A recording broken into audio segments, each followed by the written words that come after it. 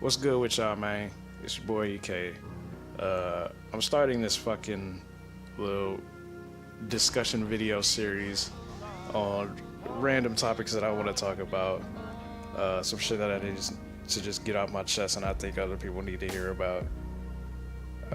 Or some shit that I think people don't really think about as much as they should.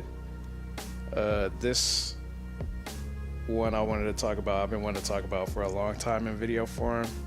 I was going to talk about it on some podcasts maybe. We got gaming bullshittery coming up, so I might talk about it on that too. But I wanted to talk about the invention of the season system in video games and how it's pretty much gonna be, I mean, it's furthering the down path of the industry along with DLC and incomplete games and all this shit that we keep getting shoved down our throats and we can't do anything about it. It's pretty much a cop-out for one, games to last longer than they need to get extra money. You'll see what I'm talking about when I explain it. God damn it! This kind of is just a rant. Kinda. I'm not going off any script or anything, but I do have some points that I want to get across, and my fucking alarm's going off. It is that stir fry. But basically, the first time I had ever heard about a season system was when Killer Instinct for Xbox One came out. And it was basically a happy accident for them, because when the Xbox One was in its launch period, they had like no fucking games. Like nobody was talking about the Xbox One, especially when that fucking Microsoft lied controversy about you needing to have the Kinect and all that bullshit. I don't even know why people would buy an Xbox One at this point, but they lied about needing the Kinect. They lied about that it was always going to be online, and they had all those DRM policies that, like, everybody hated the fucking Xbox. So they were getting so much bad press at the time. And on top of that, they didn't have any good fucking games. So they needed something that was going to sell the system.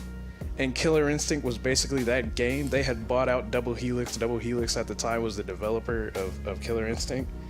And so they bought him out pretty much, got the rights to Killer Instinct, and then made it Xbox One exclusive, and they needed that shit to come out with the launch, but the game wasn't done.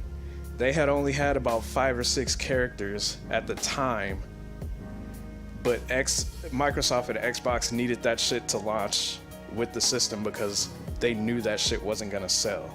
So they came up with this marketing strategy or marketing plan called Seasons, and they were pretty much like, you can get the game now at whatever price it was. I think it was full price. They probably sold it for $40. Eventually it went up to full price when they put more content in it. But when the game came out, it was bare bones as fuck.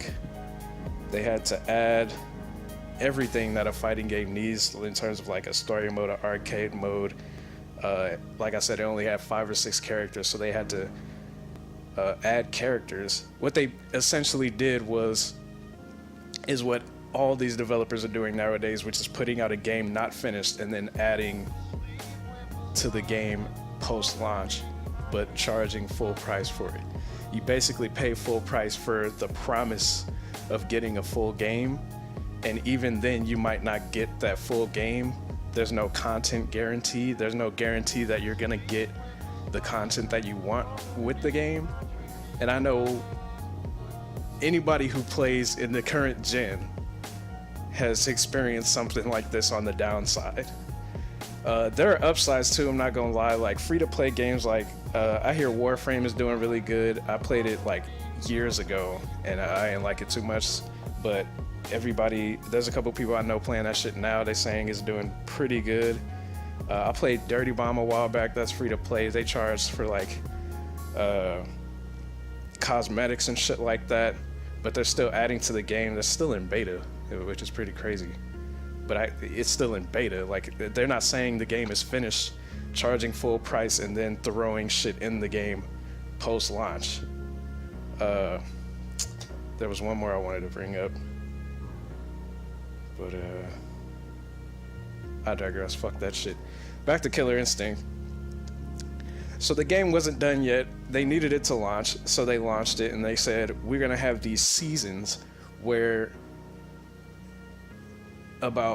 they have about 4 seasons a year, and other games have taken this model, other full-price AAA titles, and have been like, hey, we're putting out this game, it doesn't have everything in it yet, but we have these periods of seasons where we're gonna add one or two maps, 1 or 2 characters, blah blah blah. We're gonna tweak some mechanics and all that shit.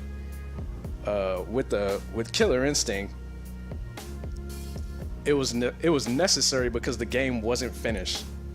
They were in development of the game. It was pretty much early access that they put out for full price, which was I don't know if it was Double Helix or it was Microsoft. I think it was Microsoft because the Xbox One was trash when it came out and they needed something to sell it. So they said, let's put it out there and eventually we'll add stuff to make it a full game. As of like last year, I think it just now reached like its full game potential. They just got like all the characters out and shit. So other games are following this strategy. Like Rainbow Six Siege is a game I play a lot. If you know my channel, you know I've been playing that shit. I got like 600 hours in that shit or something like that. But that game, when it came out, was full price, and that shit wasn't finished either.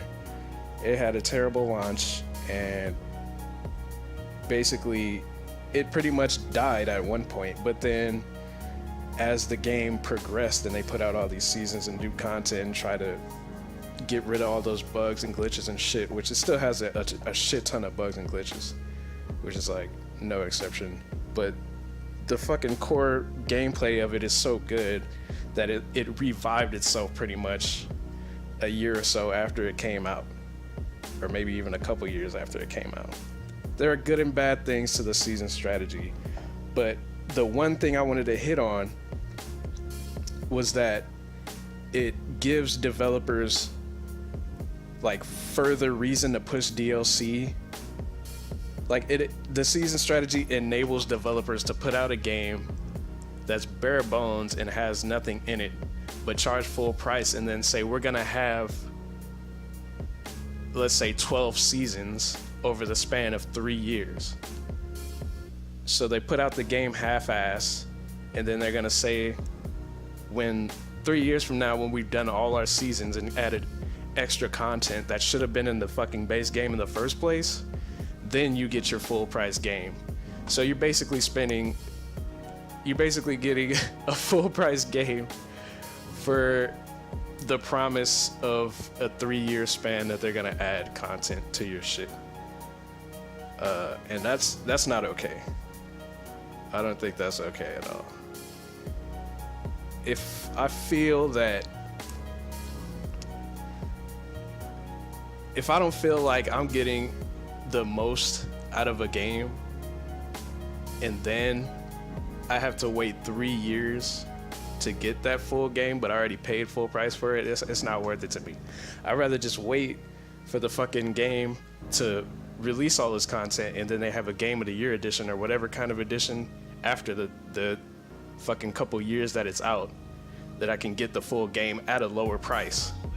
I got Siege on sale on Steam for about $25, and they're still adding shit to the game, of course, because that's a game for service, if you want to put it like that, or games as a service, whatever they're trying to call it now, where they have, that's basically, oh shit, I didn't think about that's basically the season strategy, games as a service.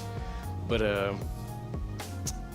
I haven't put like any more money into that. I paid $25 for Siege, and I basically have access to almost everything.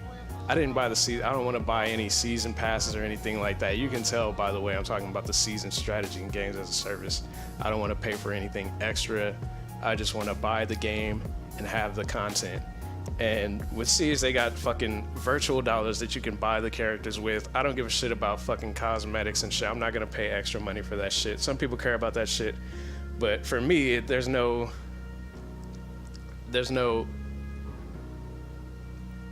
physical value in that. You may find physical value in that, but I don't. It's like buying, like, I have physical value in my old games. Like, I got an N64. I know that shit's gonna be worth money. I mean, it's worth money now, but in a couple years, it's gonna be worth like a lot of money. So, as far as these digital games where you're buying all this content in game and shit, sure, you can sell your account, but like, it's all digital value, you know what I'm saying? Maybe people don't know what I'm saying. Maybe this generation doesn't find the physical value in things. I don't know. But for me, I can't spend actual money on digital things. I will buy a game. I will never buy anything extra on top of that. I think the one time I actually bought some DLC was like for Dissidia on PSP. For Duodecim. Holy shit, it was 99 cents. So I was like, whatever, man, just give it to me. And that was the last time. I would never buy any DLC or extra added content for anything. I just want the fucking game in full. And if I think it's not worth the price at the time that it launches, then I will wait for that motherfucker to drop. And I advise everybody to do that shit, because you know from experience that at some point down the line there's going to be a cheaper version with all of the content on it. So why even buy the game now? Just wait for that shit to give you all the content technically for free, and then buy the game at a lower price so you get all that shit. I mean, that's just how I think about it. I know we live in the FOMO market now, so I mean FOMO, so you know, people gotta have it and have it now. But we gotta try to abandon that strategy, because we're giving the developers so much more power than they need over us that they're just gonna keep fucking us in the ass until we wake up and realize that they're doing fucked up shit. So yeah, that's my discussion. If you want to debate me in the comment section, go ahead and leave a comment. I'll talk with you about it, but we can have a discussion about this. We can talk about it if you disagree with me or not. I'm just putting this opinion out there to talk about it, for discussion, for dialogue. So it's not no, you know, fuck you, I feel this way, you feel this way. Let's just talk about this shit and come to some sort of agreement or conclusion, or we can agree to disagree, so that people's opinions about this shit can be put out there in the universe. Why? Because if we don't come together, we just gonna keep getting fucked.